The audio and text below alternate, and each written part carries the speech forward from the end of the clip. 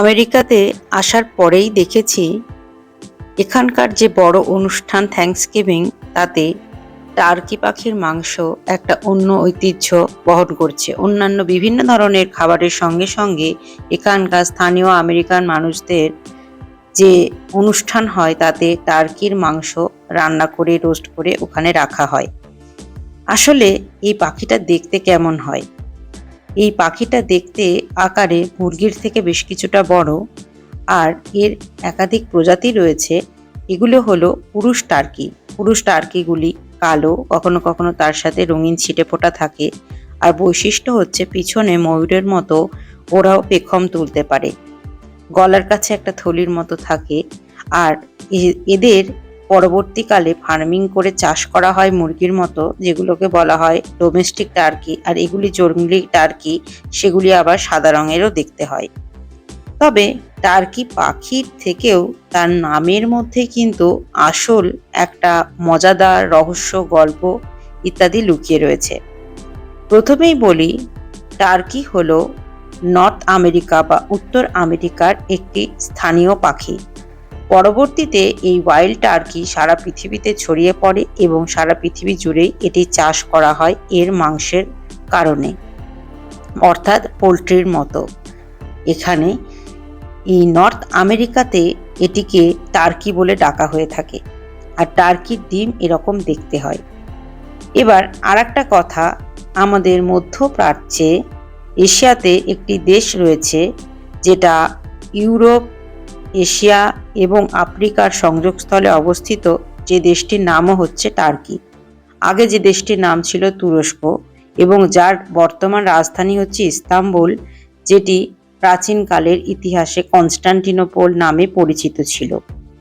এখন এটি একটি খুব সুন্দর জায়গা, সুন্দর শহর ইস্তাম্বুল। এখন যেটা প্রশ্ন, পাখি টার্কির যে নাম আর এই দেশ টার্কি, দুটি কি একই না দুটো আলাদা? আসুন তাহলে সেটারই একটা গল্প আপনাদের বলি, যেটা আমারও জানতে জানতে যথেষ্ট রোমাঞ্চ লেগেছে।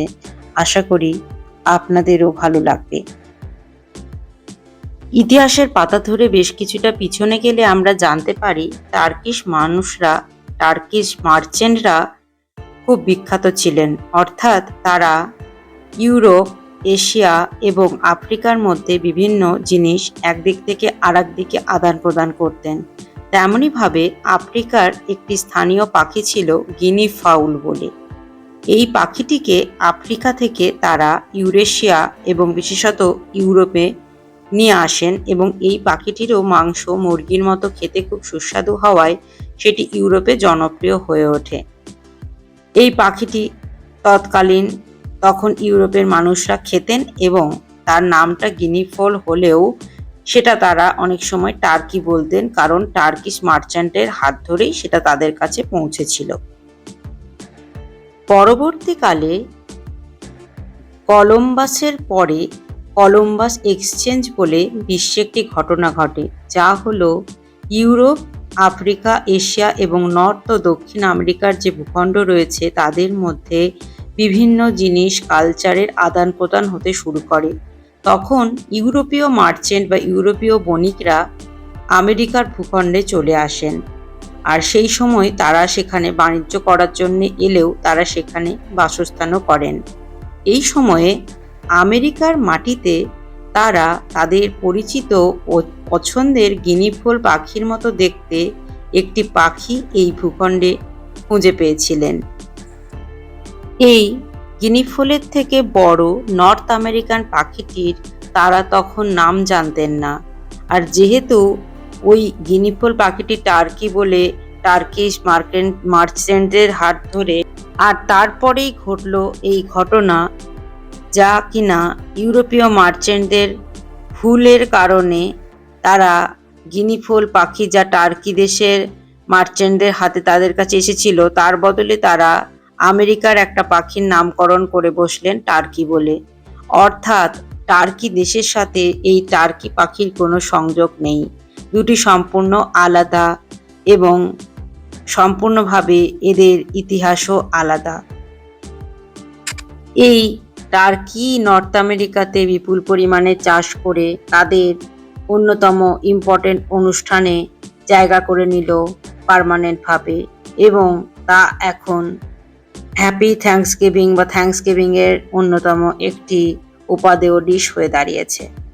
তাহলেই ভাবুন, টার্কি দেশের সাথে কোনো সম্পর্ক ছিল না, সেই পাখিটা কিন্তু টার্কি নামেই এখন আমেরিকাতে বিখ্যাত হয়ে গেল।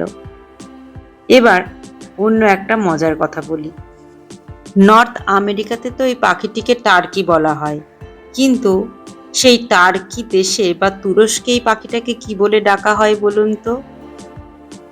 এই টার্কি পাখিটা ময়ূরের মতো যেরকম পালক পিছনে মেলতে পারে, পুরুষ টার্কি যা পুরুষ ময়ূরের সাথে মিল রয়েছে, তেমনই টার্কি সাদা প্রজাতি যেটা, সেটা দেখতে অনেকটাই আমাদের মুরগির মতো।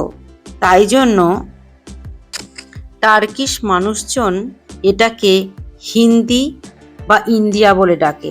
শুনতে অবাক লাগছে, তাও আরেকবার বলছি, টার্কি যেটা ইউএসএর, সেটাকে টার্কিশ মানুষজন হিন্দি বা ইন্ডিয়া বলে ডাকে, কারণ ওনারা এটার সাথে ইন্ডিয়ার মুরগি আর ময়ূর দুটোরই মিল খুঁজে পেয়েছেন। কি মজার কথা না? তাহলেই ভাবুন, একটাই পাখি, তার দেশভেদে কত নাম, আর যে দেশের নামে আসলে সেই পাখিটার নাম হয়ে গেছে, সেই দেশেই পাখিটা অন্য নামে পরিচিত। যাই হোক, পাখিটাকে সবাই খুব পছন্দ করে, আর সারা পৃথিবীতে এই পাখিটার কিন্তু আরো অজস্র নাম আছে। এই রকমই মজার মজার কথা আমার তো খুবই ভালো লাগে আপনাদের সাথে গল্প করতে। আমি আশা করি আজকে এই টার্কি আর তার ইতিহাস, তার নামের ইতিহাস, এগুলো জেনে আপনাদের ভালো লেগেছে। যদি ভালো লেগে থাকে তাহলে অবশ্যই আমার চ্যানেলটিতে, এই ভিডিওটিতে লাইক এবং শেয়ার এবং কমেন্ট করবেন। আর যদি বেশি ভালো লাগে তাহলে চ্যানেলটা অবশ্যই সাবস্ক্রাইব করে দেবেন। আবার নতুন একটি ভিডিওতে আপনাদের সঙ্গে দেখা হচ্ছে। আজকের মতো এখানেই আসছি।